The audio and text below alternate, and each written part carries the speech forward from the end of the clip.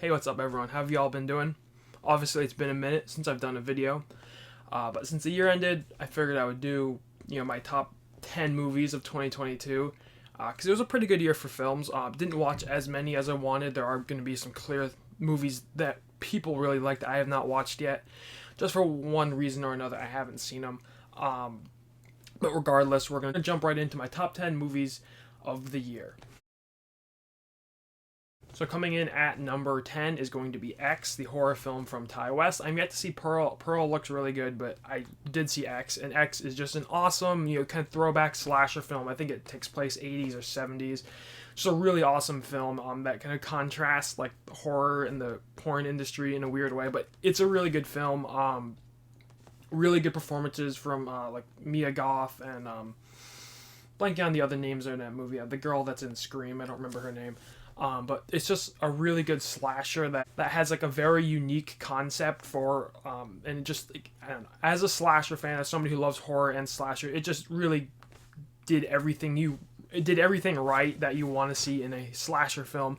Like, not only is the movie really well directed and made, good cinematography, good writing, had a really crazy ending. The kills are really good, like perfect pacing. It's just like really, to me, like a textbook of how a slasher film should be made. It doesn't go overly goofy to the point where it's like, the later Nightmare on Elm Street movies or something.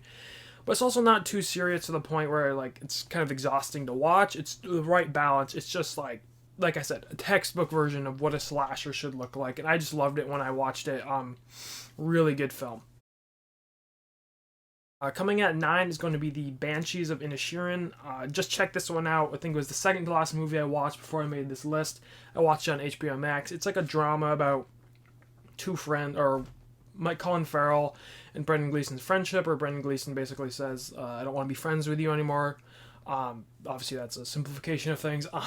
But it's just a really stellar drama from the director's like Martin McDonough or something along those lines. A really well made drama, really well written dialogue. It takes place in Inisherin Island in Ireland. It's just a very packed film with lots of subtle themes, and it's a very like thought provoking drama. As you watch these two characters, this relationship between these two characters kind of become worse over time. There's also a lot of side characters that have really good, like, impactful emotional arcs in the film. It's a film that will certainly leave you guessing and make you think. Not, overly complex. Certainly a film I think most people could watch.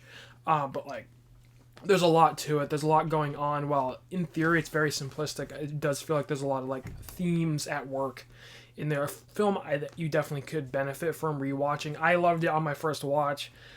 Just, like I said, very well made overall, and just a really solid drama about these two characters and their relationship. Colin Farrell is just terrific in this. Brendan Gleeson's good as well, but Colin Farrell really steals the show. Number 8 is going to be Top Gun Maverick. One of the best theater experiences I've ever had. I remember checking this one out back in maybe June was when this one came out.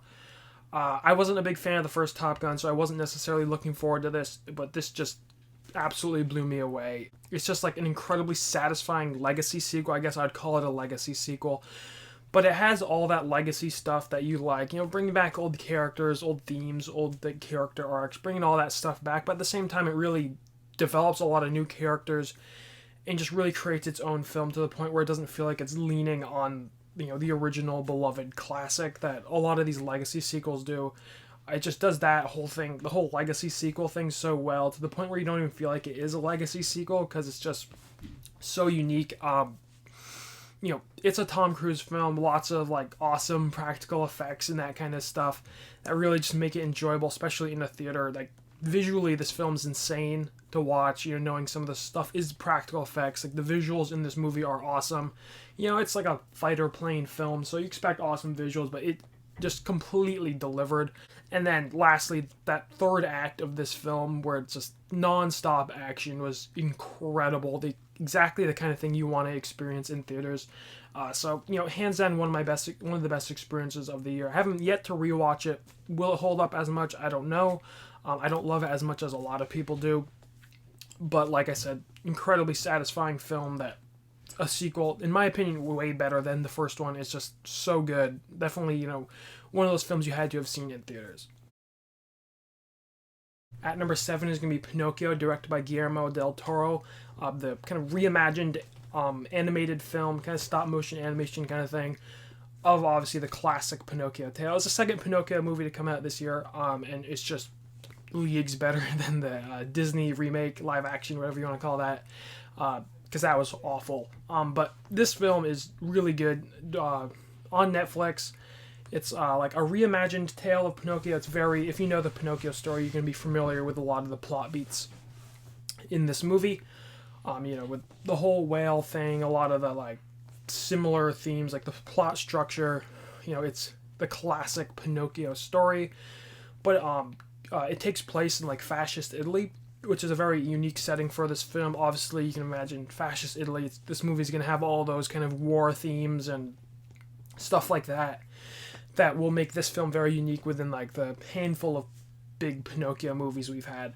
But it was just incredibly fresh to watch something like this, where it takes that original Pinocchio story, to puts a unique spin on it.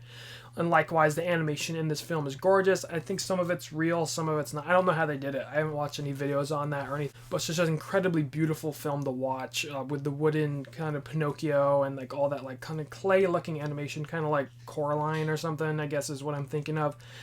Just a really beautiful film to watch on TV, on the TV.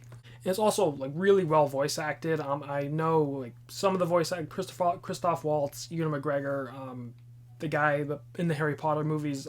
There's some of the voice actors in this film. It's just, and like I don't remember who played Pinocchio, but really overall good voice acting.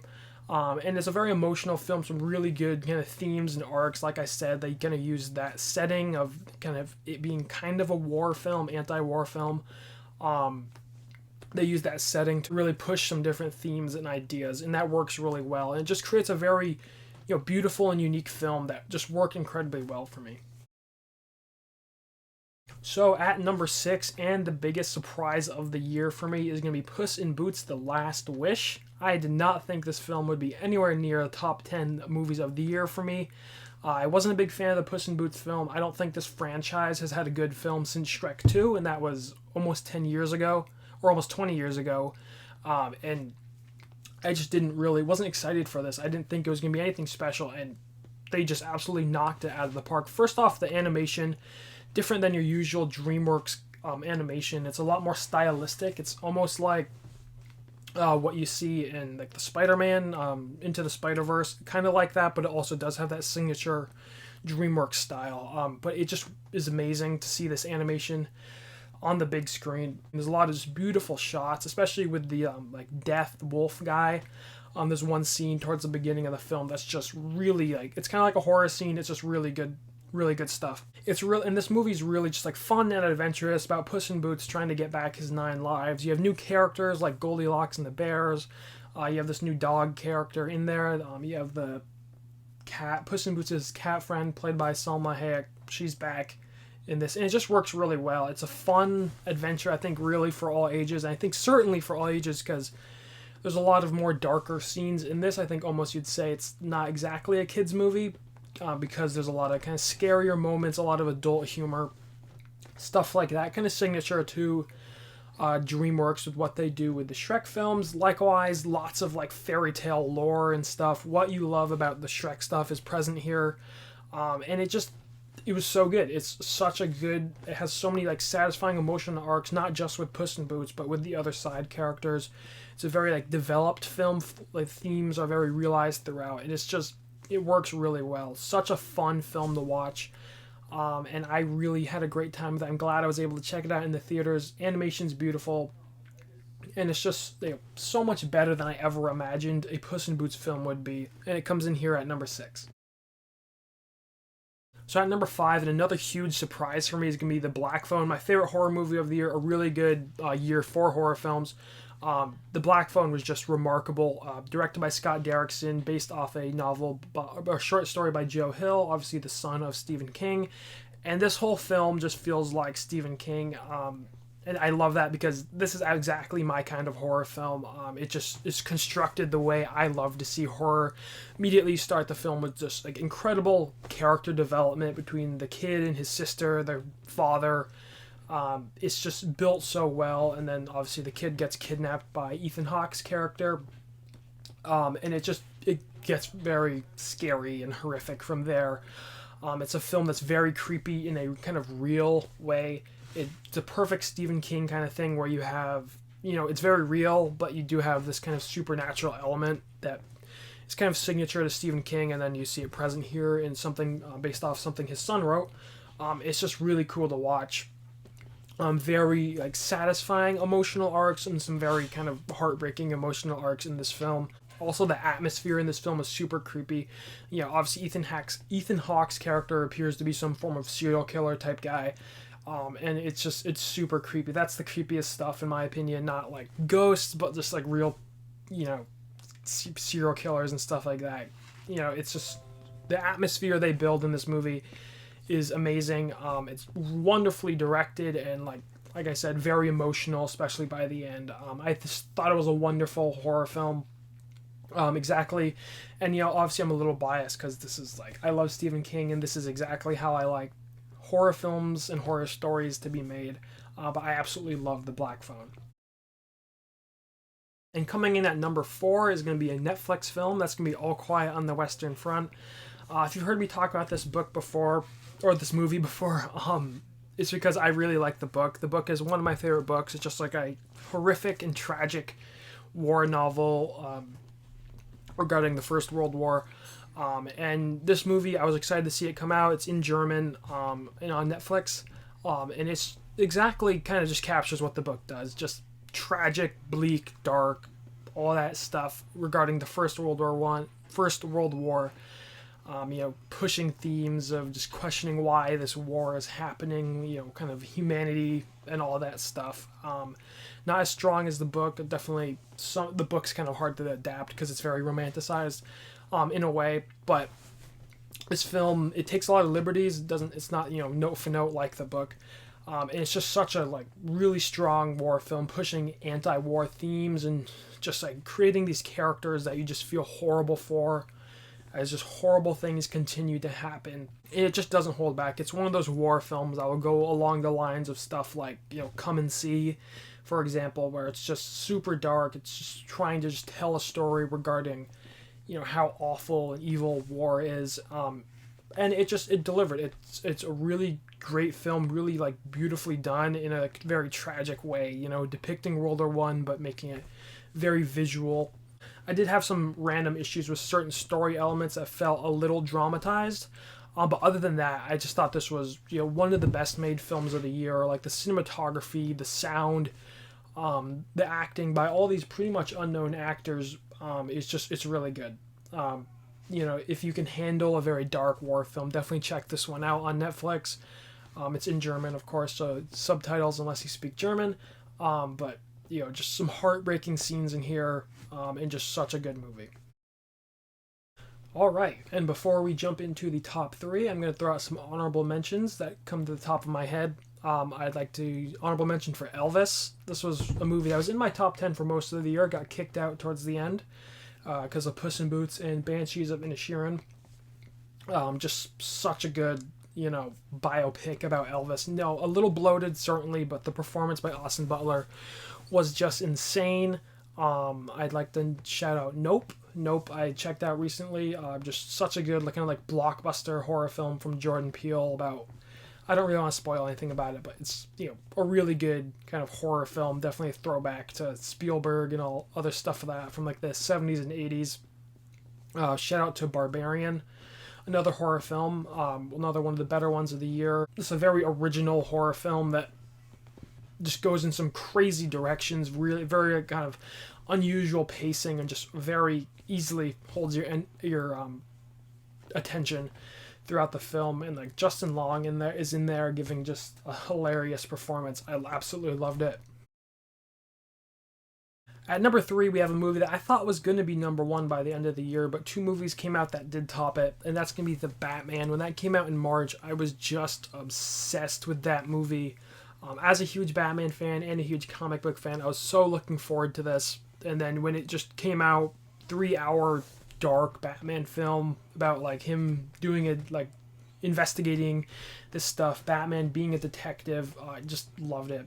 Basically, you have Batman being a character. Usually it's Batman's in like the action scenes and like the Dark Knight movies or whatever, but then it's a lot of Bruce Wayne. Not a lot of Bruce Wayne in this film. It's mainly Batman just as a character in Gotham City, which Gotham City's never been stronger. Matt Reeves just builds this dark city that Batman's in, and you just love it. It's just like, it's beautifully done. Lots of great characters. The Riddler, played by Paul Dano.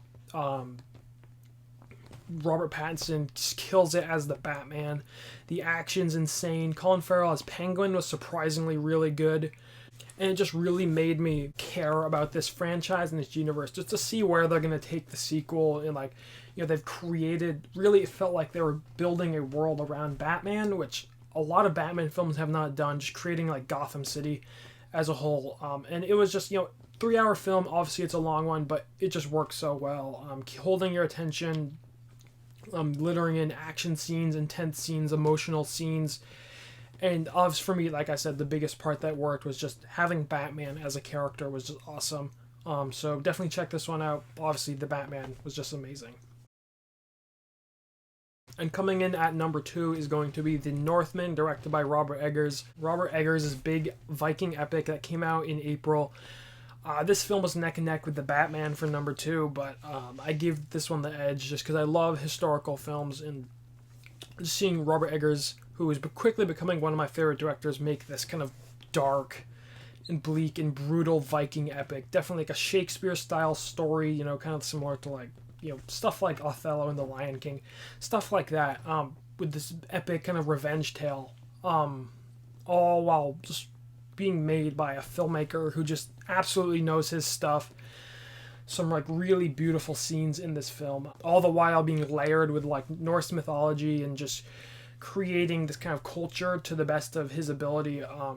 Just some epic scenes. If you like films like Gladiator or Braveheart or Troy, this is another one of those films that you're just going to look at because it's just brutal and epic, and it just takes history and makes it into a film. It's just such a delight to see on the screen. Great performances, lots of big actors in this movie, and just being immersed into this historical setting for 2.5 hours was just awesome. One of my favorite movies. I just loved it. Just such a good, easily 5-star film. If you haven't checked out The Northman, definitely check that one out. I loved it. I just thought it was brilliant from start to finish. Robert Eggers is really a near perfect director from his 3 films we've gotten, and I just cannot wait to see what he does next because he's just so good. I just adored this movie. So The Northman is at number 2.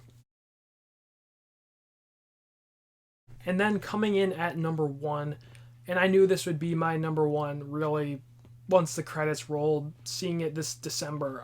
And that's going to be Avatar: The Way of Water, directed by James Cameron, the long-awaited sequel to Avatar from 2009. I was a decent fan of the original. Obviously it has some problems, particularly with the story and a little bit with the writing. But, finally getting a sequel, I was very excited to see it. And it's the first Avatar film just with more world building, more character building, better writing, better story development. It's just like an improved version of the first one. Just an epic, sci-fi fantasy style story that tells stories of like humanity and contrasts it with Earth and all that kind of stuff, all while just being an epic visual film. Just the visuals are insane. I saw it in 3D and it's just remarkable to see the kind of stuff they're doing in this. And like, if my taste in films, this was easily gonna be number 1. I love stuff like Lord of the Rings. Dune was my favorite movie from last year, and now we get like an original sci-fi film with insane visuals, and it's just absolutely the kind of movie I love. It got me excited to see where this is gonna go. Supposedly we're getting 3 more sequels. I'm stoked to see if they actually have like a 5-story arc to tell through these 5 films. And I just loved it. It brought me back to what I loved about the first Avatar, but it was just better. I love this whole kind of ocean concept they bring in there. I love like the third act of this film. Obviously it's a long one, like 192 minutes. It's a long movie, the longest film I've ever seen in theaters. but like that third act just flew by, just non-stop action. And it's just, James Cameron doing what he does best, with the action, with the kind of the like humanity themes, and you just get it on such an epic visual scale, and it just worked in every sense of the way for me. So that's it. Avatar: Way of Water is my favorite film of 2022. Still a handful I need to check out. You can always check me out on Letterboxd at RoadWarrior802.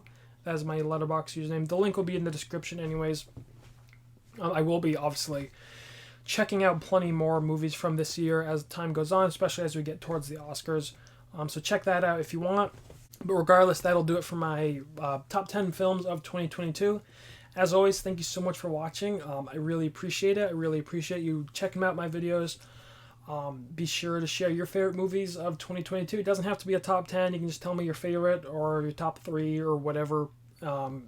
As always, I love reading the comments. And just thanks for watching, and I'll see you later.